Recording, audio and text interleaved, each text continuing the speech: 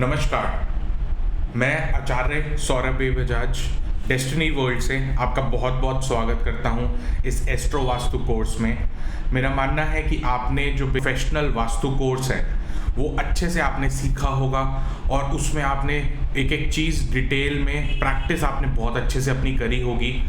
आज अब ये जो हम स्टार्ट कर रहे हैं ये आगे उसका वर्जन है एस्ट्रो वास्तु का कोर्स। एस्ट्रो वास्तु का मतलब है एस्ट्रोलॉजी एंड वास्तु को जब हम मिला देते हैं तो उनकी हेल्प से हम किस हिसाब से बेटर रिजल्ट्स ओरिएंट कर सकते हैं अपने क्लाइंट्स के लिए या अपने खुद के लिए। क्योंकि ये जो विद्याएं हैं, एस्ट्रोलॉजी हो गया, वास्तु हो गया, न्यूमरो हो गया, ये सारी आपस में लिंक्ड हैं।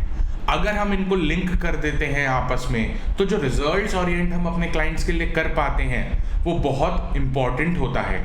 जैसे कि आपने पूरा प्रोफेशनल वास्तु सीखा, आप वो वास्तु के प्रिंसिपल्स अगर एडहेयर करेंगे तो आप बहुत अच्छे रिजल्ट्स ले सकते हैं। बट अगर आप एस्ट्रोलॉजिकली अगर किसी इंसान को पीड़ा मुक्त करना चाहते हैं तो इससे अच्छा टॉपिक या इससे अच्छा कोर्स आपको नहीं मिलेगा।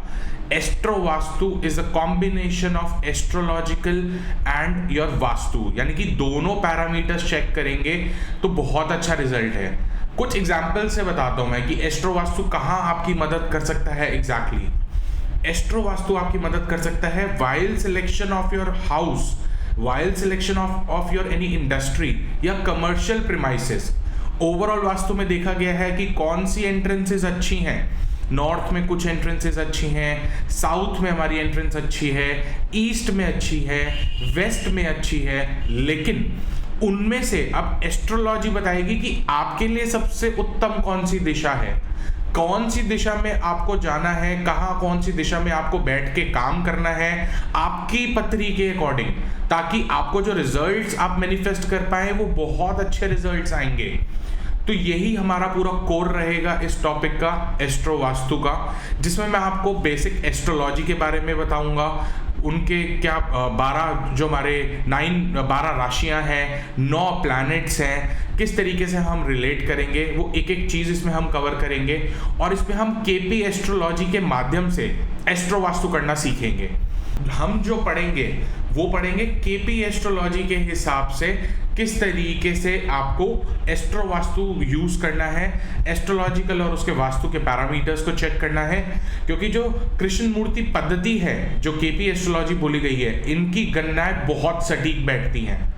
तो यही केपी एस्ट्रोलॉजी, अगर आपने सुना हो केपी एस्ट्रोलॉजी के बारे में कि किस हिसाब से एग्जैक्ट गणनाएं करके एग्जैक्ट पीड़ा आपको दिखेगी, उसको जैसे ही आप निदान देंगे तो बहुत अच्छे रिजल्ट्स हैं इसके। तो आइए चलिए पहले मैं थोड़ा सा बेसिक एस्ट्रोलॉजी के बारे में आपको बताऊंगा कि एस्ट्रोलॉजी है क्या। बेसिकली एस्ट्रोलॉजी में अगर आप कोई भी कुंडली या फिर कोई भी अगर आपकी जो जन्म पत्री जिसको बोला जाता है उसके बारे में आप क्या देखते हैं, बेसिकली 6 तरीके के क्वेश्चंस ही होते हैं आपके बर्थ चार्ट में। या तो आप क्वेश्चंस किससे रिलेट हो सकते हैं, या तो अपना कोई आप पास्ट देखना चाहते हैं, पास्ट का आपके जो भी इंस्टेंसेस है वो देखना चाहते हैं, प्रेजेंट या फिर फ्यूचर, ये 3 ही इंस्टेंसेस हैं। और आपकी एक्सपेक्टेशंस क्या है कि आपको आंसर मिले, या तो आपको कोई गाइडेंस मिल जाए कि आपको करना क्या है, या उससे रिलेटेड जो आपको पीड़ा आ रही है आपको उससे रिलेटेड रेमेडीज मिल जाए, ताकि आपकी लाइफ में जो आप सफर कर रहे हैं उससे आपको रिलीफ मिल जाए। तो हम इस लेक्चर में ये सीखेंगे कि किस तरीके से हम बेसिक एलिमेंट्स ऑफ एस्ट्रोलॉजी को यूज करें और किस हिसाब से हम उनको अपने गोल को अचीव कर पाएं। तो देखिए सिंपल है, 6 तरीके के क्वेश्चंस कोई भी एक बर्थ चार्ट से क्या उठ सकते हैं। व्हाट हैपेंड यानी कि क्या हुआ। दूसरा व्हेन इट हैपेंड, कब हुआ। तीसरा वेयर इट हैपेंड यानी कि कहां हुआ। चौथा हाउ इट हैपेंड यानी कि कैसे हुआ। 5वां व्हाई इट हैपेंड यानी कि क्यों हुआ। 6 हु डिड व्हाट, मतलब किसने क्या किया। तो इस तरीके के 6 प्रश्न हैं जिसपे हम एक बर्थ चार्ट को एनालाइज करके देख सकते हैं। अब इससे रिलेटेड प्रश्न अगर आपको आगे फर्दर देखना है, फ्यूचर के क्वेश्चंस देखने हैं, तो उसमें क्या होगा, व्हाट विल हैपन यानी कि क्या होगा, व्हेन विल इट हैपन यानी कि कब होगा, वेयर इट विल हैपन, कहाँ होगा, हाउ इट विल हैपन यानी कि कैसे होगा, वाई वुड दैट हैपन यानी कि ये क्यों होगा, what will you do what यानी कि कौन क्या करेगा। तो यही चीजें हैं जो हम अपने एक बर्थ चार्ट में एनालाइज करके एक एक चीज देख सकते हैं, और यही आपको दिखने लगेगा। सबसे पहले अगर अपना आप एनालाइज करेंगे, पास देखेंगे, तो आप फ्यूचर भी इससे देख सकते हैं। तो इससे पहले मैं सबसे पहले आपसे आग्रह ये करूंगा, एस्ट्रोलॉजी पढ़ने से पहले अपने पास एक नोटबुक रखिए। एक आपको क्या करना है, एक 12 इंची का स्केल रखिए, कोई एक लेड पेंसिल ले लीजिए और एक इरेजर ले लीजिए, क्योंकि जितना अपने हाथ से इसको लिखेंगे उतना आत्मसात होगी ये विद्या आपको। लिखने से मत घबराइएगा, लेजीनेस को थोड़ा टाइम साइड रखिएगा, लिखते जाइए। जो भी पॉइंट्स मैं बताऊंगा आपके ये काम बहुत काम आएंगे, और बाद में आप इन चीज़ों को अच्छे से रिलेट कर पाएंगे। तो लिखते और अपने नोट्स बनाते रहिएगा जो भी मैं आपको बता रहा हूँ। तो उसके बाद मैं आपको ये बताता हूँ कि हमारा जो एस्ट्रोलॉजी है इस पे हमारे थॉट्स क्या हैं, कि कोई भी प्लैनेट, कोई भी राशि और कोई भी भाव या हाउस को ही भाव बोला गया है, वो मैं आगे आपको लेक्चर्स में बताऊंगा। वो कोई भी ये चीज बुरी नहीं है, सब ये भगवान की बनाई हुई है। तो ऐसा नहीं है कि ये हाउस अच्छा है, ये राशि अच्छी है, ये राशि बुरी है। उनके कुछ गुणधर्म हैं, और हर हाउस से आपको कुछ ना कुछ मिलता है। आप हर हाउस से कोई ना कोई आपको खुशी या कोई अच्छी चीज इस तरीके का आपको मिलेगा। एस्ट्रोलॉजी बोली गई है कि ये हमारी बॉडी की थर्ड आई है, और ये जो हमारे बेसिकली जो प्लैनेट है, ये जो प्लैनेटरी पोजीशन जो हमारे यहाँ पे 9 प्लैनेट्स हैं, 9 प्लैनेट्स भी ये जो इनकी क्वालिटीज हैं, they have been given by God, ये भगवान के दिए हुए हैं। तो इसमें हम एक एक चीज हम समझेंगे किस तरीके से, और वो कौन से 5 फैक्टर्स हैं जो एस्ट्रोलॉजी में मतलब सहायक है या अकम्प्लिश करते हैं। पहला होता है कर्ता, कौन करेगा, वो करेंगे प्लैनेट्स, जो 9 प्लैनेट्स हैं। साधन कौन बनेगा यानी कि रिसोर्सेस कौन बनेंगे, वो 12 तरीके के जो ज़ोडिएक साइन होते हैं ना, 12 राशियां जिनको कहते हैं, वो रिसोर्सेस बनेंगे। अरेंजमेंट कौन करेगा, वो घटना घटित होने में, वो 12 खाने करेंगे यानी कि 12 बॉक्स जिसको कहा जाता है। और इंटरेक्शन यानी कि चेष्टा क्या है, वो 9 तरीके के इफेक्ट्स, वो जो 9 तरीके के इफेक्ट्स हैं जो म्यूचुअल इंटरेक्शन ऑफ प्लैनेट से बनते हैं, वो होगा। और दावा कौन करेगा कि ये घटित कब होगा, ये हमारी जो महादशा और अंतरदशा की जो प्लैनेट्स हैं, पूरे एक मनुष्य की 120 साल तक की गणना की गई है। आइडियल माना गया है कि एक इंसान की जो आयु है वो 120 साल है। तो आइए इसी को हम धीरे धीरे आगे पढ़ेंगे कि किस तरीके से हमने इसको देखना है। तो उसके लिए मैंने आपके लिए एक बहुत अच्छा प्रेजेंटेशन प्रिपेयर किया है, क्योंकि मेरा ये मानना है कि हमें ये जो हम सीख रहे हैं एस्ट्रोलॉजी, इसको मैं आपको कुछ प्रेजेंटेशंस के थ्रू समझाऊं, क्योंकि इस तरीके से अगर मैं बोलता जाऊंगा सिर्फ, तो हो सकता है आपको कुछ चीज़ें मिस हो जाए। तो मैंने आपके लिए एक बहुत अच्छा प्रेजेंटेशन बनाया है, उस प्रेजेंटेशन के माध्यम से मैं आपको अच्छे से बताऊंगा। नोट्स बनाते जाइएगा प्लीज़ इसके। हाँ जी, तो अब आइए चलते हैं मेरी स्क्रीन पे कि ये जो 9 प्लैनेट्स हैं इसको किस तरीके से याद रखा जाए। कैसे याद रखेंगे, इसका एक मंत्र होता है, इस मंत्र को आप जपिए, केशुर चमड़ा गुशबू। दोबारा बोलिए, केशुर चमड़ा गुशबू। अब इसको याद करने का क्या तरीका है, कई लोग कहते हैं कि हमें प्लैनेट्स नहीं इजीली याद होते, कौन कौन से प्लैनेट्स हैं, तो आप इसी क्रम में उन्हें याद रख सकते हैं। के यानी यहाँ पे जो लिखा है केशुर यानी कि केतु, SHU यहाँ पे जो लिखा है इसका मतलब है शुक्र देवता। शुक्र हो गए अपना वीनस, ये ध्यान रखिएगा। मैंने दोनों यहाँ पे लिखे हैं, इंग्लिश वर्जन भी और हिंदी भी किस तरीके से। और र का मतलब होता है रवि यानी कि सन, यानी कि सूर्य भी बोला गया है इनको।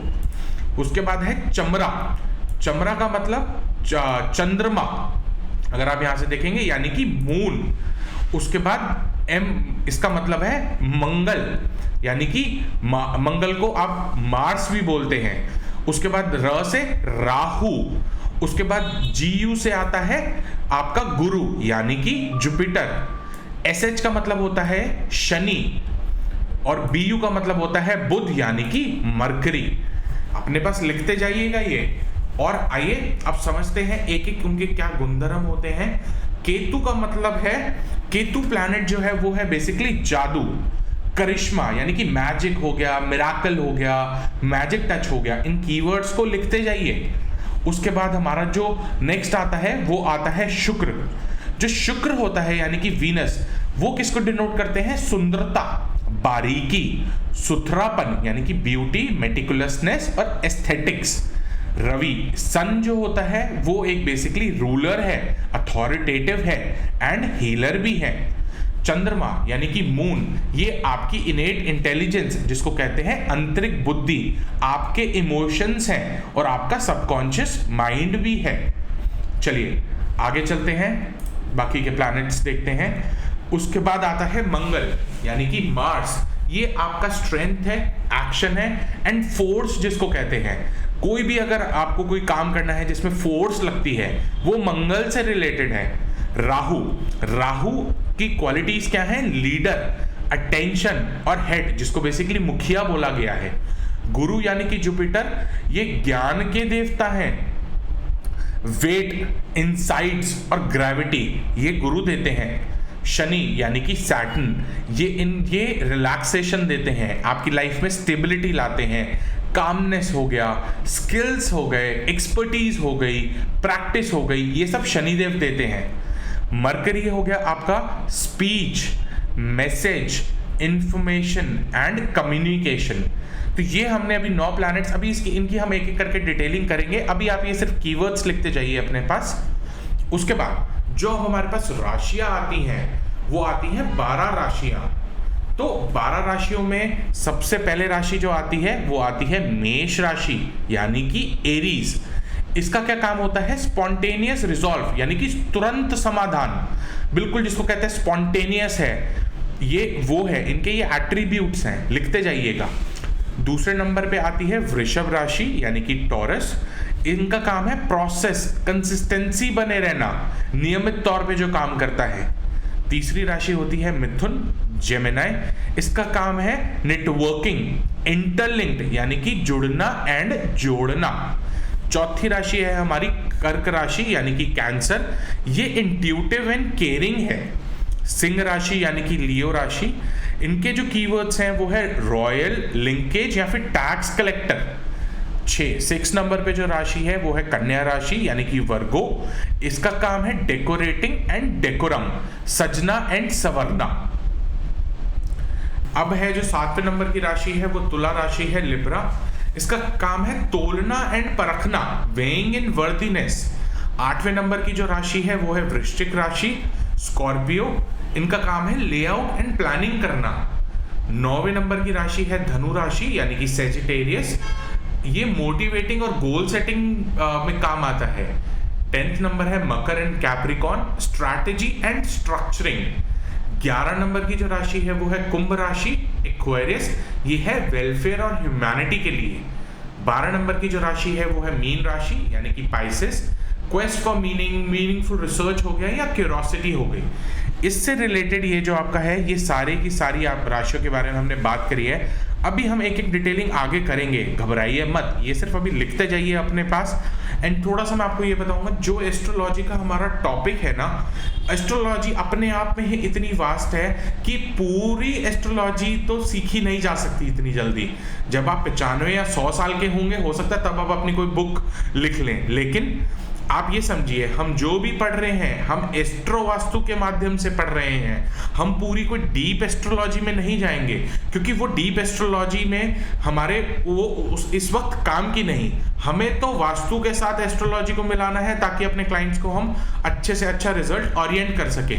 लेकिन ये इतना कम भी नहीं है, बहुत डिटेल में मैं आपको समझाने वाला हूँ कि क्या होता है। इसको आपने कर लिया अच्छे से तो आप अपने अच्छे से अपने क्लाइंट्स को निदान दे पाएंगे, प्रेडिक्शंस कर पाएंगे। चलिए उसके बाद हम जो आते हैं भाव यानी कि हाउसेस पे आते हैं। जो पहला हाउस है उसका होता है सेल्फ एक्चुअलाइजेशन का और विजन मैनिफेस्टेशन का। फर्स्ट हाउसेस के बारे में मैं आपको अभी ही लिखवा देता हूं, और भी काफी चीजें होती हैं कि फर्स्ट हाउस बेसिकली आपको दिखाता है कि आप कैसे दिखते हैं, कैसा सोचते हैं, आपकी हेल्थ कैसी है, आपके लाइक्स और डिसलाइक्स क्या हैं। और ये बेसिकली आपकी, अगर कोई इंसान इमेज ब्रांडिंग के बिजनेस में है या हेल्थ फील्ड से रिलेटेड है या फिजियोथेरेपिस्ट है, तो वो फर्स्ट हाउस से देखेंगे। आइए, सेकंड हाउस को बोला गया है धन, परिवार एंड बैंक, यानी कि मनी, फैमिली और बैंक का। तो ये आपका जो सेकंड हाउस है, ये वाणी का भी है, स्पीच जिसको बोला जाता है, आपके भोजन का भी है, आप जो खाना खाते हैं उसका भी है, बैंक बैलेंस कितना है, आपकी बैंकिंग भी है, कैश लिक्विडिटी भी है। बेसिकली जो आप अपने जीवन में वेल्थ क्रिएट करते हैं ना, वो सेकंड हाउस से देखा जाता है। आइए तीसरे नंबर की बात करते हैं। तीसरा नंबर है presentation, marketing and social media. ये आपका जो है, ये कम्युनिकेशन का भी है। कोई भी मोड ऑफ कम्युनिकेशन हो, चाहे वो इंटरनेट हो, चाहे वो ऑनलाइन हो, या ट्रैवल भी यहाँ से देखा जाता है। कई बार किसी भी तरीके का डॉक्यूमेंट अगर हो, जैसे फॉर एग्जांपल किसी क्लाइंट ने आपसे बात करी डॉक्यूमेंट से रिलेटेड कि आधार कार्ड हो गया, पासपोर्ट हो गया, वीजा के इश्यूज हो गए, पॉलिटिशियन को अपनी टिकट तक कोई भी अगर डॉक्यूमेंट है, तो वो कोई भी सर्टिफिकेट है, एनी डील पेपर, वो सब कुछ अपना थर्ड हाउस से देखा जाएगा। गवर्नमेंट के कॉन्ट्रैक्ट है, कॉन्ट्रैक्ट का अगर कोई टेंडर का डॉक्यूमेंट भी है ना, वो भी यहीं से देखा जाएगा। कोई फ्रेंचाइजी का डॉक्यूमेंट है, वो भी यहां से देखा जाएगा। मतलब आप ये समझिए, कोई भी न्यूज आपके कानों में जो पड़ती है, वो थर्ड हाउस है। तो चलिए उसके बाद आते हैं हम फोर्थ हाउस पे। जो फोर्थ हाउस है, ये बेसिकली आपकी लैंड, आपकी बिल्डिंग और आपकी जो यूजफुल लर्निंग है, आपकी इनको दर्शाता है। आपकी मदर का भी है फोर्थ हाउस। आपके ये बेसिकली सुख भाव बोला गया है, फोर्थ हाउस से ही सुख आता है, लग्जरीज देखी जाती हैं, आपके वाहन देखे जाते हैं, जो आप आपके वाहन यूज करते हैं वो भी फोर्थ हाउस से देखा जाता है। एंड इनफैक्ट जो वास्तु है वो भी फोर्थ हाउस से देखा जाता है। ये नोट्स बनाते जाइएगा, ये बहुत इंपॉर्टेंट है। अच्छा वास्तु कंसल्टेंट अगर बनना है तो उसका फोर्थ हाउस बहुत स्ट्रांग होना चाहिए इंसान का।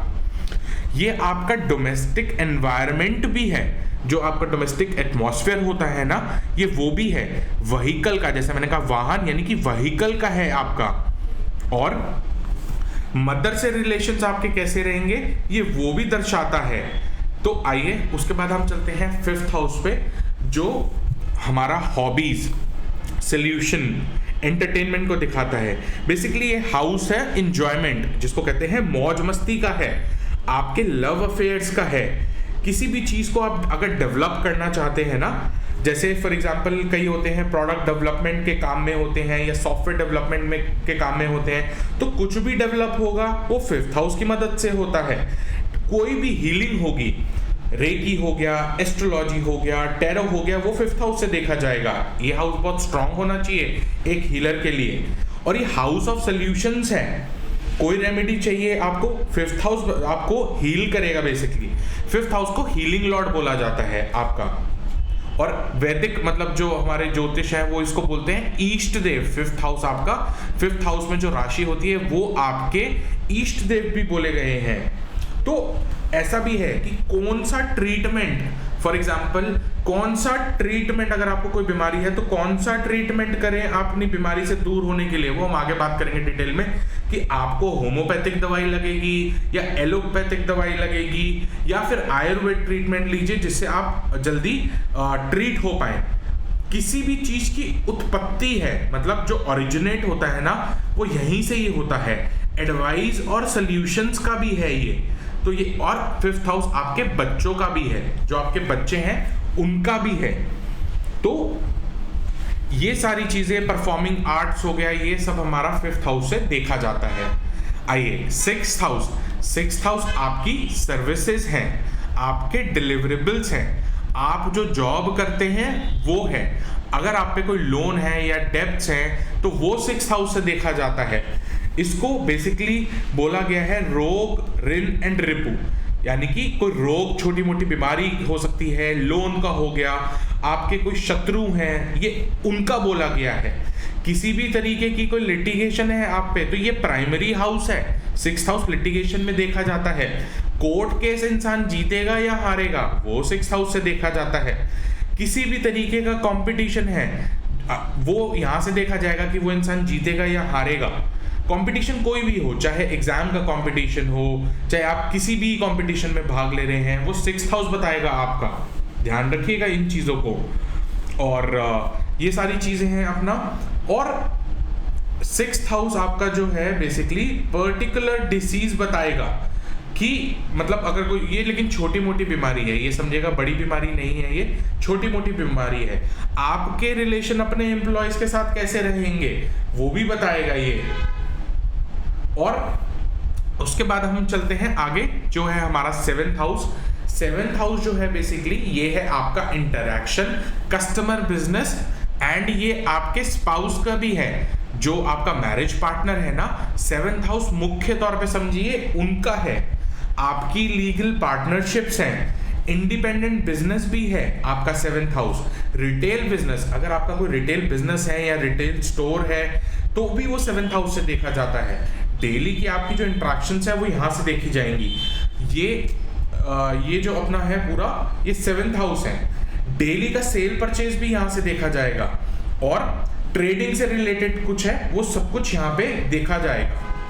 तो आइए अब चलते हैं हम 8th house. 8th house basically आपको पेन देता है, हिडन है, सीक्रेटिव है, मिस्टिक्स है, और फैक्ट्री यानी कि जो इंडस्ट्रीज में मैन्युफैक्चरिंग का काम करते हैं वो 8th हाउस से रिलेटेड होता है। इसको हाउस ऑफ मिसफॉर्च्यून भी बोला गया है, जिसको हम कहते हैं दुर्भाग्य। हाउस ऑफ मिजरीज भी बोला गया है, एंड साथ में हाउस ऑफ अनअर्न्ड इनकम भी है। जो ऐसा होता है जो आपने कमाई नहीं होती, जैसे कि इनहेरिटेड प्रॉपर्टी हो गई, आपको कहीं से मिल गई, इस तरीके का बाप दादाओं की प्रॉपर्टी थी, पीएफ का पैसा हो गया, एलआईसी का पैसा हो गया, कहीं से दहेज मिल गया, तो ये सारी चीज़ें हम 8th हाउस से देखेंगे। मतलब जो भी बिना कमाया हुआ अगर पैसा आपको मिल जाता है वो 8th हाउस देता है आपको। तो ये रिसर्च वर्क का भी है, अगर कोई रिसर्च वर्क में अच्छा होगा तो उसका 8th हाउस बहुत स्ट्रांग होगा। और ये डेथ भी बताता है, इट बेसिकली शोज लॉन्गेटिविटी कि यानी कि आपकी आयु कितनी है, आपकी आयु कैसी है। ये एक्सीडेंट्स और सर्जरीज भी दिखाता है, डिप्रेशन, सुसाइड का हो गया, ये सब 8th हाउस से देखा जाएगा। आप ये समझिए हर तरीके की परेशानी या दुख अगर है एक इंसान की लाइफ में ज़्यादा, तो वो 8th हाउस से कहीं ना कहीं रिलेट कर रही होगी। 9th हाउस पे आते हैं। 9th हाउस जो है हमारा, इसको बोला गया है Fortune, Dharma, management, house of luck, यानी कि भाग्य स्थान भी बोला गया है आपका। जो भी यहाँ पे राशि होगी, वो मैं आपको आगे समझाऊंगा कैसे देखना है। जो भी यहाँ पे राशि होगी उसका जो स्वामी होगा उसको बोला जाएगा भागेश, वो आपकी कुंडली का भागेश होगा। तो हाउस ऑफ एंसेस्टर्स, ये पितरों का स्थान भी बोला गया है। काउंसलिंग, हाउस ऑफ गुरु, जो आप विद्या किसी गुरु से ले रहे हो तो ये हाउस ऑफ गुरु है, आपका रिलेशन गुरु से कैसा रहेगा वो 9th हाउस बताएगा। हायर एजुकेशन का भी है, पब्लिकेशन का भी है, और लॉन्ग डिस्टेंस ट्रैवल दिखाता है हम। ये हाउस ऑफ एक्सपेंशन भी है, चाहे आप बिजनेस की बात करें, चाहे नेम फेम की बात करें, भाग्य स्थान है बेसिकली। जैसे भाग्य उदय होगा तो उसी हिसाब से एक एक चीज मतलब ये आपका भाग्य से रिलेटेड होता है। 10th हाउस जो है हमारा वो है occupational growth, government and politics. मतलब आपका ये प्रोफेशन का चुनाव कर देता है, कौन सा इंपॉर्टेंट है, प्रोफेशन का हाउस है ये। मतलब कौन सा काम करना चाहिए, कैसा काम करना चाहिए, ताकि आप अपनी लाइफ में अपना जो स्टेटस है वो बनाए रखें। ये नेम और फेम भी बताता है, गवर्नमेंट अथॉरिटीज का है, एंड ये खुद का स्टेटस भी है। आइए 11th हाउस है आपका gains, earnings, benefits and consulting. ये डिजायर्स का भी है, आपकी डिजायर जो आप मैनिफेस्ट करते हैं उसका है। गेन्स एंड फुलफिलमेंट्स का भी है। सोशल सर्कल बताता है आपका 11th house. Hopes and wishes, NGOs हो गए, एनजीओ से रिलेटेड काम हो गया, जिसका 11th हाउस बहुत स्ट्रांग होता है, वो एनजीओ से जुड़ के काम करते हैं। सोसाइटीज या फिर क्लब से रिलेटेड काम होता है, एंड ये फ्रेंड्स का भी है आपके। आइए 12th हाउस में, आपका जो 12th हाउस है वो खर्चा है, बेसिकली आपके एक्सपेंसेस को दिखाएगा कि ये इंसान खर्चा कैसे करेगा। मार्केट प्लेस, वीकनेस, हॉस्पिटलाइजेशन होती है तो 12th हाउस का बहुत हाथ होता है उसमें, और इंटरनेट से रिलेटेड भी है। मतलब हाउस ऑफ लॉस है, हिडन एनिमीज, जो बिल्कुल हिडन एनिमीज हैं वो 12वें घर से देखे जाते हैं। हाउस ऑफ एक्सपेंडिचर हो गया, हाउस ऑफ आपकी इन्वेस्टमेंट अगर आप कोई कर रहे हैं वो भी यहाँ से देखा जाएगा। हाउस ऑफ फॉरेन कंट्री भी इसको बोला जाता है। हाउस ऑफ आइसोलेशन भी बोला जाता है, जैसे जो इंसान आइसोलेशन में चला जाता है वो भी 12th हाउस से देखा जाता है। हॉस्पिटल हो गया, जेल हो गया, फॉरेन लैंड हो गया, तो वो सारा बार 12th हाउस से देखा जाता है। कोई अगर आपसे प्रश्न पूछने आया है क्या हम फॉरेन में सेटल हो पाएंगे, तो 12वां घर देखा जाता है फॉरेन सेटलमेंट के लिए। चलिए, ये सारा था अभी हमने जो पढ़ा, उसके बारे में हमने डिटेलिंग करी है कि एक एक हमारे जो हाउसेस हैं। उसके बाद अब जो हम पढ़ेंगे, हम अभी 9 प्लैनेट्स के बारे में देखते हैं।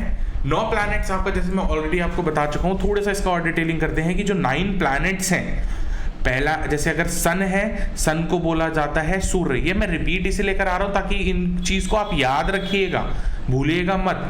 इनका जो एट्रीब्यूट है वो है कोर। मून, चंद्र, ये बेसिकली आपका सबकॉन्शियस माइंड दर्शाता है। मरकरी यानी कि बुध आपके कॉन्शियस माइंड को दर्शाता है। वीनस यानी कि शुक्र आपको डिस्क्रिशन का पावर देता है। मार्स यानी कि मंगल एक्शन में रहता है। जुपिटर गुरु को बृहस्पति भी बोला गया है, ये इनसाइट्स के देवता है। सैटर्न यानी कि शनि, फोकस, किसी इंसान की अगर फोकस की कमी है तो उसमें शनि देव का प्लैनेट को हम देखेंगे। राहु आपका हो गया अटेंशन, केतु जो हमारा हो गया वो हो गया इंटेंशन। तो एक एक इस चीज को ध्यान रखिएगा। अब हम पढ़ते हैं ज़ोडिएक साइन। 12 तरीके के मैं ऑलरेडी आपको बता चुका हूँ, लेकिन कई बार जैसे मेरे स्टूडेंट्स हैं वो कहते हैं कि सर हमें थोड़ा सा टाइम लगता है याद करने में, और उनके क्या क्या साइन लॉर्ड्स हैं। तो आइए इसको थोड़ा सा मैं आपके लिए आसान कर देता हूँ। कैसे इसको पढ़ना है, पढ़ना सिखाऊंगा मैं आपको। जैसे कि ये याद रखने वाली चीज़ है फर्स्ट नंबर, यानी कि फर्स्ट नंबर की राशि होती है एरीज, और इसको मेष राशि बोला गया है। और इनका जो लॉर्ड है, इनको कौन रूल करता है, वो करता है मार्स यानी कि मंगल। तो आपको क्या याद रखना है, देखिए इसमें क्या होता है, 12 राशियां हैं जिसमें राहु और केतु को कोई राशि असाइन नहीं है। बाकी बचे हमारे पास 7 प्लैनेट। 7 प्लैनेट में से चंद्रमा और सन को सिर्फ एक एक राशि मिली है। देखिए मैं आपको दिखाता हूं। 4 नंबर पे देखिए क्या लिखा है, कैंसर यानी कि कर्क, और इनकी जो राशि है मून, यानी कि इनके पास एक ही राशि है। मून की राशि कौन सी हुई, आप सीधा बोलेंगे कैंसर या कर्क। और यहाँ पे देखिए 5th नंबर पे है लियो, यानी कि सिंह राशि बोलेंगे, और वो है सन रूल करते हैं इनको। तो इनको तो सिर्फ एक एक राशि दी गई है, बाकी प्लैनेट्स की 2-2 राशियां हैं। आइए समझने के लिए मैं थोड़ा सा आसान करता हूं। जैसे मंगल है तो मंगल की 2 राशियां होंगी। देखिए एक मंगल है हमारा यहाँ पे, यानी कि स्कॉर्पियो राशि, यानी कि वृश्चिक राशि, मार्स। इसको याद करने का तरीका ऐसे है कि इसको मैं ज्वाइन कर देता हूं, यानी कि इसको ऐसे लिखिए 1 और 8 हमारी जो राशियां हैं, यानी कि एरीज और स्कॉर्पियो को कौन रूल करता है, मार्स। आइए उसके बाद दूसरे नंबर पे हम चलते हैं टॉरस, यानी कि वृषभ राशि, ये है हमारा वीनस की एक और राशि देखिए कहां पर है, ये रही, यानी कि 7 नंबर राशि लिब्रा जिसको बोला गया है, तुला राशि, उनको कौन रूल करता है। देखिए इसको हम आपस में कनेक्ट करते हैं और यहां पे लिखेंगे नंबर 2 एंड 7, यानी कि वृषभ राशि एंड तुला राशि को कौन रूल करता है, वीनस, यानी कि शुक्र देवता। इस तरीके से अपने पास आप पेपर में बना लीजिए, आसानी होगी आपको करने में। उसके बाद तीसरे नंबर की जो राशि है वो है जेमिनाई, यानी कि मिथुन राशि। इनके कौन लॉर्ड है, मरकरी, यानी कि बुध देवता। ये देखिए यहाँ पे हिंदी में भी लिखा हुआ है बुध देवता। और बुध देवता की दूसरी अपनी जो नेक्स्ट राशि है, दूसरी राशि है वो है वर्गो, यानी कि 6 नंबर राशि वर्गो, यानी कि कन्या राशि। यहाँ से इनको आपस में कनेक्ट करिए। देखिए किस तरीके से हमने इसका कनेक्शन निकाला है, यानी कि 3 और 6 हमारा हो गया मरकरी। तो आपको कैसे याद रखना है, 1 और 8 मंगल के हैं, 2 और 7 शुक्र के हैं, 3 और 6 मरकरी के हैं। अभी तक मुझे लगता है कि मैंने बहुत आसानी से आपको ये समझा दिया है, लेकिन नहीं तो लोगों को काफ़ी टाइम समझने में लगता है, याद करने में लगता है। ये फॉर्मूला अपनाइए, इससे आपको थोड़ी आसानी हो जाएगी इनको याद रखने में। चलिए अब आते हैं हम 9 नंबर राशि, यानी कि जो सेजिटेरियस है, धनु है, और इनको जो रूल करते हैं वो है जुपिटर। जुपिटर की एक और राशि है, वो है यहाँ पे, आप इसको ऐसे और ऐसे जोड़ सकते हैं। जुपिटर की एक राशि है पाइसेस, 12 नंबर, मीन और जुपिटर, इनको हमने जोड़ दिया, यानी कि 9 और 12 को कौन रूल करता है, जुपिटर। 9 यानी कि सैजिटेरियस यानी कि धनु राशि, और मीन राशि को रूल कौन करेगा, जुपिटर। अब रह गए शनिदेव यानी कि सैटर्न। सैटर्न देखिए, सैटर्न जो है हमारे 10 नंबर राशि यानी कि कैप्रिकॉर्न हम बोलेंगे, यानी कि मकर राशि, और साथ में दूसरी राशि है एक्वेरियस यानी कि कुंभ राशि, इनको भी रूल सैटर्न करते हैं। तो इस तरीके से आप जोड़ सकते हैं, और यहाँ पे लिख सकते हैं 10 एंड 11 को कौन रूल करता है, हमारा सैटर्न यानी कि शनिदेव। ये तरीका है आसान आपको याद करने का। अच्छे से लिखिए, अपने नोट्स बनाइए, इसकी प्रैक्टिस करिए। एटलीस्ट राशि और प्लैनेट्स और बॉक्सेस तो आपको याद होने ही चाहिए। चलिए, जो हमारी पूरे 12 हाउस हैं, अब इसमें क्या होता है, कोई भी एक बर्थ चार्ट देखते हैं आप, हाउस हमेशा स्टेबल रहेगा, हाउस मूव नहीं होंगे। हाउस जहाँ पे आप ये देख रहे हैं रोमन नंबर्स लिखे हुए हैं मैंने, ये हाउसेस हैं आपके, वो मैं आपको आगे बताऊंगा। ये सारे हाउसेस हैं आपके, ये हाउसेस डिनोट करता है। ये हाउसेस हमेशा फिक्स रहते हैं, ये मूव नहीं होते। और जो राशियां है ना, जो इसमें इस तरीके से नंबर्स लिखे होते हैं, ये मूवेबल होते हैं, ये मूव करते हैं। और बाकी ये आप देख रहे हैं कि ये फाइनल जो अपना है, ये प्लैनेट्स हैं। कोई प्लैनेट कहीं बैठा है, कोई कहीं 2 प्लैनेट एक साथ बैठे हैं, कहीं 1 प्लैनेट बैठा है, कहीं 3 प्लैनेट्स, कहीं कुंडली में 4-4 प्लैनेट्स आपको दिख जाएंगे। वो मैं आपको आगे दिखाता हूं। आइए हाउस के बारे में जानते हैं कि आपको कैसे पता चलेगा कौन सा हाउस है। देखिए, अगर हम फर्स्ट हाउस की बात करेंगे, ऑलरेडी मैं आपको डिटेलिंग कर चुका हूँ कि फर्स्ट हाउस से आप क्या क्या देखते हैं, आपकी पर्सनालिटी, फिजिकल बिल्ड, आप देखिए कंप्लेक्शन, हाइट, जनरल फिलॉसफी और एटीट्यूड, ये हमेशा फर्स्ट हाउस रहेगा, ये फिक्स रहेगा। इसको इस क्रम में पढ़िए। फर्स्ट हाउस ये है। आइए नेक्स्ट उस पर चलते हैं। ये आपका सेकेंड हाउस है। सेकेंड हाउस जैसे पैसे का, फैमिली का, स्पीच का, आपकी सेविंग्स का, और आपका अच्छा ये right I, throat, neck and mouth and teeth को भी रिप्रेजेंट करता है। ये सेकेंड हाउस है आपका। आइए थर्ड हाउस पे चलते हैं। ये है हमारा थर्ड हाउस। इसको पराक्रम का भाव और सहज भाव भी बोला गया है। बेसिकली हाउस ऑफ एफर्ट्स हो गए, आपके ब्रदर सिस्टर हो गए, वो थर्ड हाउस से देखे जाएंगे। Boldness, courage, bravery, short journey, long journey नहीं, लॉन्ग जर्नी हमारा मैंने बताया था आपको 9th हाउस देता है। शॉर्ट जर्नी हम थर्ड हाउस से देख सकते हैं। चलिए उसके बाद आया 4th हाउस। आप हाउस को भाव भी बोल सकते हैं, चौथा भाव ऐसे बोला जाता है।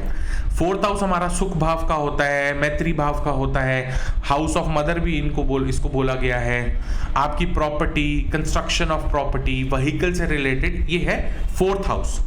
आइए 5th हाउस यहाँ पे जहाँ पे देख रहे हैं, ये 5th हाउस है। तो ये पुत्र भाव हो गया आपका, विद्या भाव हो गया, बुद्धि भाव हो गया कि कितना इंटेलिजेंट है ये बंदा, ये 5th हाउस से देखा जाएगा। और आपका ये वेल्थ ऑफ मदर भी बोला जाता है। एंटरटेनमेंट, लव अफेयर्स हो गया। आप अगर कोई शेयर मार्केट से रिलेटेड काम करते हैं तो वो भी यहाँ पे जो SIP आपने लगा रखी है वो भी 5th हाउस से देखा जाएगा। आइए 6th हाउस, ये देखिए ये है हमारा पूरा 6th हाउस। ये शत्रु भाव भी बोला गया है एंड रोग भाव भी बोला गया है, जैसे मैंने आपको बताया था अपना कि इससे शत्रु आपके देखे जा सकते हैं। डिसीज, अगर आपको कोई छोटी मोटी बीमारी है वो देखी जा सकती है। छोटी मोटी इंजरीज है, वाउंड हो गया, वो सब यहाँ से देख सकते हैं। मैटरनल अंकल यहाँ से देख सकते हैं। और डाइजेस्टिव सिस्टम यहाँ से देखा जाता है। किडनी या फिर लार्ज इंटेस्टाइन भी आप 6th हाउस से देखते हैं। आइए 7th हाउस आपका कलात्रा भाव भी होता है, जिसको स्त्री भाव बोला गया है। तो ये जो है बेसिकली ये हमारा 7th हाउस है। मेनली आपका ये आपके पार्टनर का, आपके बिजनेस पार्टनर का ये इंपॉर्टेंट है, और ये आपके प्राइवेट पार्ट्स को भी दर्शाता है। लोअर बैक का अगर हेल्थ के इश्यूज हैं तो हम इस भाव से देख सकते हैं। आइए 8th हाउस हमारा ये वाला 8th हाउस होगा। आपको कभी भी रीड करना है ना तो इसी तरीके से आपको रीड करते चलना है। हाउसेस हमेशा फिक्स रहेंगे, ध्यान रखिएगा इस बात का। 8th हाउस आपका ट्रांसफॉर्मेशन भी है, पेन भी है। अगर आप जैसे कभी कोई जिम जाता है तो वो अपनी बॉडी को ट्रांसफॉर्म कर रहा है, यानी कि उस वक्त उनका 8th हाउस बहुत अच्छा एक्टिवेटेड होगा। आपका रिसर्च एंड डेवलपमेंट भी है। अच्छा, इन लॉज को भी 8th हाउस दिखता है, ये भी लिख लीजिएगा अपने पास कि कभी इन लॉज से रिलेशन चेक करना होगा तो हम 8th हाउस चेक करेंगे। सेक्स ऑर्गन्स का है, आपके पैटर्नल मनी और प्रॉपर्टी का है। चलिए 9th हाउस, ये हमारा 9th हाउस है जिसको हाउस ऑफ भाग्य बोल लीजिए, हाउस ऑफ लक बोल लीजिए। ये आपके फादर का भी है, ग्रैंड पेरेंट्स का, पितरों का बोल सकते हैं, गुरु का बोल सकते हैं। हिप्स एंड थाइज भी हमारा 9th हाउस से देखा जाता है। ये कब काम आएगा? ये जब हम आगे इस पे वर्किंग करेंगे कि क्या प्रॉब्लम है, क्या पीड़ा है, तब रिलेट करना होगा आपको इन चीज़ों से। आइए 10th हाउस हमारा प्रोफेशन का हाउस बोला गया है, बेसिकली आपके ऑक्यूपेशन का, आपके नेम एंड फेम का। इसमें एक चीज और है, आपके बॉस का भी है। जो इंसान काम कर रहा होता है, ये आपके बॉस कैसा होगा, आपके साथ कैसा व्यवहार होगा, बॉस का भी है, ध्यान रखिएगा। आइए 11th हाउस के बारे में बात करते हैं। 11th हाउस है आपके फ्रेंड्स का, एनजीओस, क्लब्स हो गया, adoption of child, paternal uncles हो गए, एल्डर ब्रदर का भी है, ये ध्यान रखिएगा। एल्डर ब्रदर भी यहाँ पे लिख लीजिए कि आपका अपने बड़े भाई के साथ कैसा रिलेशन है, वो भी यहाँ से पता चलेगा। नीज एंड लेग्स, ये है 11th हाउस से आता है। 12th हाउस जो 12वां घर है, ये बेसिकली व्यय भाव बोला गया है। खर्चा देखा जाता है यहाँ से, जो आप पैसा खर्चते हैं वो यहाँ से देखा जाएगा। आपके एक्सपेंडिचर्स का है, इम्प्रिजनमेंट का भी है, हॉस्पिटलाइजेशन का है, अब्रॉड का है। ये मैं आपको ऑलरेडी बता चुका हूँ, बस एक बार थोड़ा सा आपका रिवाइज हो जाएगा ताकि आप अपना देख पाए। तो ये सारा तो हमारा हो गया, सारे हाउसेस के बारे में हमने अच्छे से जान लिया कि हमारा जो ये हाउस है इनके क्या गुणधर्म है और यहाँ से हम क्या क्या चेक करते हैं। तो चलिए अब जो हम पढ़ने जा रहे हैं, हम एक एक राशि और उनके क्या गुणधर्म हैं उनके बारे में हम बात करेंगे। तो जैसे सबसे पहले राशि कौन सी हुई? एरीज, यानी कि मेष राशि। मेष राशि के बारे में बोला गया है कि ये जो इनका एट्रीब्यूट है वो एग्रेसिव नेचर है, एंग्री है, फोर्सफुल है, और ऐसे इंसान अनप्रेडिक्टेबल भी होते हैं और मतलब इजीली पिकअप फाइट्स कर लेंगे, स्टबर्न होंगे। जिसका भी एक नंबर राशि लग्न में होगा, यानी कि फर्स्ट हाउस में होगा, वो थोड़े स्टबर्न भी होंगे।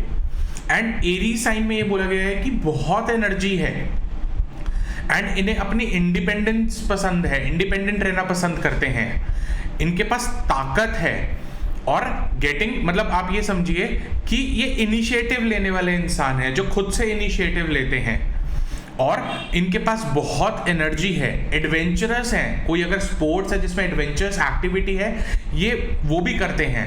ये डिसीजंस अपने लाइफ में एकदम से ले लेंगे, चाहे फिर बाद में इनको रिग्रेट करना पड़े, लेकिन डिसीजंस इनके एकदम से सडन होंगे। और इनको जो सजेशन दिया जाता है, इनके लिए एक ही एडवाइस है कि इनको पेशेंस रखना चाहिए, बट ये आसानी से पेशेंस रख नहीं पाते क्योंकि इनका काम ही सडन है, एकदम से सडन कोई काम करेंगे। तो इनका क्या है, मतलब they are very clear in expressing themselves, बहुत अच्छे से एक्सप्रेस करेंगे। एंड समटाइम्स क्या होता है, उनके जो फैमिली और फ्रेंड्स हैं, they cannot handle this straight forwardness. जो बिल्कुल स्ट्रेट फॉरवर्डनेस होती है, वो डिप्लोमैट नहीं बन सकते। वो डिप्लोमैट कोई भी सिचुएशन को डिप्लोमैटिकली हैंडल नहीं कर सकते। और इनके बारे में और भी ये चीजें बताई गई हैं। आइए मैं इसको अब एक काम करता हूं कि एरी साइन, अब हम बात करेंगे कि हर हाउस में अलग अलग, कि एरी साइन अगर फर्स्ट हाउस में है, फर्स्ट हाउस में जैसे मैंने आपको बताया कि बंदा स्टबर्न हो जाएगा, second house, third house, fourth house, fifth house, एक एक करके हम डिटेलिंग करते हैं कि किस तरीके से आपको उनके दिखेंगे। आइए मैं अपनी स्क्रीन शेयर करता हूं ताकि मैं आपको अच्छे से समझा पाऊं। आइए देखते हैं स्क्रीन पे। आपको ये स्क्रीन दिख रही होगी मेरी, जहां पे 1 नंबर लिखा है, यहाँ पे लग्न यानी कि 1 नंबर यहाँ लिखा है, तो ये एरीज का साइन है, जहां पे भी 1 नंबर लिखा होता है हमारा। तो अब जहां पे भी एरीज का साइन है वहां पर आपके साथ आप समझिए कि कोई भी नहीं है, कोई काम नहीं आएगा आपके, आप खुद ही करोगे। एरीज से रिलेटेड चीजें अपने बल पे ही अचीव करोगे। जहां पे भी एरीज का साइन है, जिस भी भाव में है, तो उससे रिलेटेड आप खुद ही अचीव करोगे। मदद की संभावना बहुत कम है। अब एरीज का जो साइन है, अब हम बात करेंगे कि इसको 1 नंबर ही क्यों दिया गया, टॉरस या बाकी किसी राशि को 1 नंबर क्यों नहीं दिया गया, कोई तो खास बात रही होगी। तो एरीज वाले के पास बेसिकली लीडरशिप क्वालिटी बोला गया है। जहां पे भी है वहां पे आपके अंदर कुछ ऐसा है जिस पे आप प्राउड फील करेंगे। जैसे मानिए कि कोई आपने काम किया तो आप बोलेंगे कि मैं ही अपनी फैमिली में हूं कि सबसे पहले हमने ही ये काम शुरू करा, आपको प्राउड होगा। अगर फर्स्ट हाउस में आपका, जैसे यहां पे मैंने मार्क कराया, अगर फर्स्ट हाउस में एरीज या 1 नंबर लिखा है तो आपको एकदम से गुस्सा आ जाता होगा, आप में थोड़ी सी अकड़ भी हो सकती है। चलिए अब सेकंड हाउस की बात करते हैं कि अगर ये सेकंड हाउस में होगा तो क्या है। फॉर एग्जांपल अगर यहां पे 1 नंबर लिखा होता तो यानी कि ये हमारा सेकंड हाउस है। तो हाउसेस को कैसे रीड करना है एक बार मैं दोबारा बता देता हूं। इस तरीके से आप हमें चलना है और इस तरीके से हमें हाउसेस को रीड करना है। ये फर्स्ट हाउस, ये सेकंड, इस तरीके से ये पूरे 12 हाउसेस हैं या 12 भाव है। ठीक है, अब समझिए कि अगर एरीज हमारा सेकंड हाउस में होगा तो किस तरीके का आपको देखने को सिम्टम मिल सकता है। ऐसा होगा कि जो वाणी है, जो स्पीच है उनकी, उसमें एकदम से ही गुस्सा आ जाता होगा, आया और गया, गुस्सा खत्म हो गया। और इसमें बोला जाता है कि ऐसा आप बोलेंगे कि हमारी फैमिली सबसे अलग है, क्योंकि ये पैसे का भाव भी है और आपकी फैमिली का भाव भी है। कुछ ऐसा बोल सकते हैं कि हमारी फैमिली सबसे अलग है, या हमारी फैमिली में मतलब हमारी फैमिली सबसे संपन्न है, अपनी परिवार को लेके आप ज्यादा वो करेंगे। अचानक या सडन हो जाता है सब कुछ, ध्यान रखिएगा। आइए थर्ड हाउस की बात करते हैं। अगर यहां पे 1 नंबर लिखा होगा तो किस तरीके के सिम्टम होगा। कोई भी अचानक शॉर्ट ट्रिप बना लेंगे आप, अभी बैठे हैं, कोई प्लान नहीं है, अचानक से कोई शॉर्ट ट्रिप बना लिया आपने। और ऐसे इंसान किसी को भी अप्रोच कर लेते हैं, सोचते नहीं है अप्रोच करने से पहले, सडनली ही कर लेंगे, चाहे बाद में उनसे वो कनेक्ट करे ना करे, लेकिन कोई भी अननोन पर्सन होगा ना, किसी से भी ये जाके बात कर लेते हैं। उसके बाद आइए जो फोर्थ हाउस है, अगर यहाँ पे अगर हमारा एरीज का साइन होगा तो फोर्थ हाउस पे क्या हो सकता है। यहाँ पे सबसे पहले आप कुछ इस तरीके का देखेंगे कि ये हमारे मकान का है। जैसे कि आपने देखा होगा कई लोग ऐसे बोलते हैं कि यहाँ पे सबसे पहला मकान हमारा था पूरी इस सोसाइटी में, या यहाँ पे हमने सबसे पहले हमारे पास ही ये गाड़ी थी। तो इस तरीके की आप बात बोल सकते हैं। देखिए मैं जो चीज़ है, एस्ट्रोलॉजी बहुत डीप साइंस है, और भी गणनाएं बन सकती हैं इससे। मैं आपको सिर्फ लॉजिक बता रहा हूं, हो सकता है ये चीजें आपसे रिलेट करती हो, नहीं तो आप खुद से जो मैंने गुणधर्म बताए हैं एक एक हाउस के, खुद से रिलेट करके देखिए कि आपसे क्या रिलेट करता है। बट डेफिनेटली जहां पे भी एरी साइन है आप उससे रिलेट कर पाएंगे। चलिए फिफ्थ हाउस में अगर हमारा एरीज का साइन है तो ये क्या होगा, एजुकेशन अलग अलग होगी। अचानक ही कोई विद्या करने लग गए, अचानक ही कोई एजुकेशन ले ली, और अचानक ही प्यार हो जाएगा। और ये लव मैरिज का भी है। आप इस तरीके से बोल सकते हैं कि हमारी फैमिली में हमारी ही सिर्फ लव मैरिज हुई है, इससे पहले किसी की लव मैरिज नहीं हुई। तो इस तरीके के ट्रेट्स देखे गए हैं।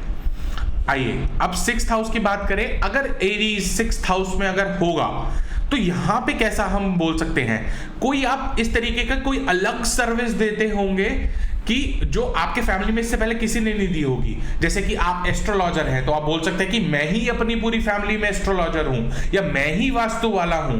तो इस तरीके के सिम्टम्स देखे गए हैं। या कोई अलग तरीके की बिजनेस में आप सर्विस देते होंगे, कोई जॉब वर्क का काम करते होंगे जो आपकी फैमिली में कोई और नहीं करता होगा। सोचिए, अपने दिमाग पे जोर डालिए, किस चीज की आप सर्विसेज देते हैं और आपका ये जो नंबर है वो कहाँ है। अगर सिक्स्थ हाउस में होगा तो इस तरीके के सिम्टम्स आपको दिखेंगे। एकदम खत्म कर देता है ऐसा इंसान। मतलब आप ये समझिए कि अगर इस इंसान को कोई कुछ भी किसी भी काम को अगर खत्म करना है ना, तो वो दूसरी बार नहीं सोचेगा, एकदम से खत्म कर देगा। बिल्कुल सडन है ये। यहां पे सडन आउटबर्स्ट होता है जहां पर भी 1 नंबर लिखा होता है, ध्यान रखिएगा। आइए 7th हाउस पे बात करते हैं। 7th हाउस पे अगर हमारा यहाँ पे 1 नंबर यानी कि एरीज या फिर मेष राशि होगी, तो किस तरीके के आप सिम्टम्स देख सकते हैं। अचानक से आपके पार्टनर को आप पर गुस्सा आ गया, आपकी बात नहीं कर रहा क्योंकि ये पार्टनर का होता है। तो अगर आपकी पत्री में 1 नंबर 7th हाउस में है, तो आपके पार्टनर को अचानक से आप पे गुस्सा आ जाएगा। शादी में यूनिकनेस हो सकती है कि मेरी फैमिली में मेरी शादी थी पहली जो डेस्टिनेशन वेडिंग हुई है, तो इस तरीके का आप देख सकते हैं। आइए, अगर 8th हाउस में 1 नंबर अगर एरीज की राशि होगी, तो किस तरीके का देखा गया है। ये जो 8th हाउस है बेसिकली इन लॉज का है, ऑकल्ट साइंस का है। तो ऐसा आप बोल सकते हैं कि मैं पहला बंदा हूं जो ये सीख रहा हूं। 8th हाउस हिमसेल्फ, जो 8th हाउस खुद है वो भी सडन है या हिडन ही है। तो प्रॉपर्टी से रिलेटेड झगड़ा कर सकते हैं, एकदम सही होगा, एकदम से ही लड़ाई होगी, एकदम से ही प्रॉपर्टी से रिलेटेड आप झगड़ा शुरू कर देंगे। इन लॉज के साथ अचानक झगड़ा हो जाएगा आपका। इस तरीके के सिम्टम्स देखे गए हैं। आइए 9th हाउस की बात करें। अगर यहाँ पे हमारा राशि है 1 नंबर मेरी राशि है, तो यहाँ पे हम क्या गणना कर सकते हैं। अचानक से ही आप गुरु बना लेंगे एंड छोड़ भी देंगे। अचानक से ही गुरु बनाया और छोड़ दिया। अब आपका लक साथ, अच्छा आपको मैं एक रेमेडी देता हूं यहाँ पे। आपका लक साथ तब देगा जब आप कुछ नया करेंगे। अब कोई पूछेगा कि क्या नया करें, नया क्या करना है। 9th हाउस आपका स्पिरिचुअलिटी का भी है, धर्म का है, तो धार्मिक पुस्तक पढ़ने लग जाइए। जब जब आप धार्मिक पुस्तक पढ़ेंगे आपका भाग्य साथ देगा आपका। ध्यान रखिएगा, ये बहुत सॉलिड रेमेडी है। उसके बाद आइए हम बात करते हैं, अगर 10th हाउस में अगर हमारा 1 नंबर यानी कि एरीज अगर यहां पे होगा 10th हाउस में, तो क्या क्या देखा गया है। पूरे खानदान में या पूरी फैमिली में आप अलग काम करते होंगे, अचानक से ही प्रोफेशन चेंज कर लेंगे। अभी अच्छा खासा प्रोफेशन चल रहा है, अचानक से ही आपने चेंज कर लिया, क्योंकि 10th हाउस हमारा प्रोफेशन का भी है। और ऐसे इंसान को पंगे लेने की आदत होती है। 10th हाउस में जो होता है ना, पंगे ज्यादा लेता है ऐसा इंसान। तो आइए उसके बाद हम बात करते हैं, अगर ये 11th हाउस में अगर हमारा 1 नंबर राशि लिखी होगी, तो किस तरीके के सिम्टम्स आएंगे। 11वां जो हाउस होता है, अचानक से आपको गेन्स हो जाएंगे, जैसे कि एकदम से आपको इतने सारे गेन्स हो गए और अचानक से मामला ठंडा पड़ गया। तो आप देखेंगे कि अचानक आपको गेन्स हो सकते हैं। और ये जो इंसान, थोड़ा सा ध्यान रखिएगा, अगर यहाँ पे 1 नंबर होता है तो इंसान थोड़ा प्रॉफिट सेंटर्ड भी होता है। प्रॉफिट को लेके ज्यादा, मतलब प्रॉफिट को लेके ज्यादा सेंटर्ड होगा। आइए 12th हाउस में बात करते हैं। अगर यहाँ पे 1 नंबर होगा, एरीज या मेष राशि होगी, तो किस तरीके का होगा। एकदम से सडन खर्चा कर देगा, क्योंकि ये खर्चे का घर भी है, एकदम से खर्चा कर देगा। ज्यादा खर्चे हो जाते हैं कई बार। परिवार से पहले, मतलब ऐसे आप बोल सकते हैं कि मैं परिवार से पहला इंसान हूं जो फॉरेन कंट्री गया, फॉरेन कंट्री में सेटल हुआ। अगर आपका ऑलरेडी कोई है वहां पे, तो इस तरीके का हो सकता है कि फॉरेन में मैंने जाके सबसे पहले ये काम शुरू करा, या फॉरेन में जाके मैंने कोई रिसर्च से रिलेटेड कोई काम शुरू करा। एंड ऐसा बंदा ना अपनी ब्यूटी के ऊपर भी पैसा अच्छे से खर्च करता है, ध्यान रखिएगा। तो अब आपको मैं इसमें एक चीज बताता हूं कि अगर आपको अपने एरीज को एक्टिवेट करना है, तो आप क्या कर सकते हैं। कुछ जगहें हैं, आप वहां पे जाके अपने एरीज यानी कि अपने उस पर्टिकुलर हाउस, जिस भी हाउस से अगर आप कुछ चाहते हैं, तो उसको आप एक्टिवेट कर सकते हैं। किस तरीके से करेंगे, आइए मैं आपको बताता हूं। इसको एक्टिवेट करने के लिए आपको कुछ जगह जाना पड़ेगा। आप कंटिन्यूसली इन जगहों पे जाएंगे तो आपका जो ये है एरीज उस हाउस में एक्टिवेट हो जाएगा। जैसे कि कहाँ कहाँ जा सकते हैं, पुलिस स्टेशन जा सकते हैं, फायर स्टेशन जा सकते हैं, एम्बुलेंस हो गया, इमरजेंसी डिपार्टमेंट हॉस्पिटल्स में हो गया, इंडस्ट्रियल एरिया हो गया, कोई इलेक्ट्रिसिटी डिस्ट्रीब्यूशन पॉइंट हो गया, या फिर आर्मी एरियाज हो गया। इन एरियाज पे आप अगर विजिट करेंगे तो जिस भी भाव में आपका एरीज यानी कि 1 नंबर साइन है वो हाउस आप एक्टिवेट कर सकते हैं आसानी से। तो यही पूरा था, हमने एरीज के बारे में पढ़ा। अगला जो राशि है वो है टॉरस। अब हम टॉरस के बारे में जानेंगे।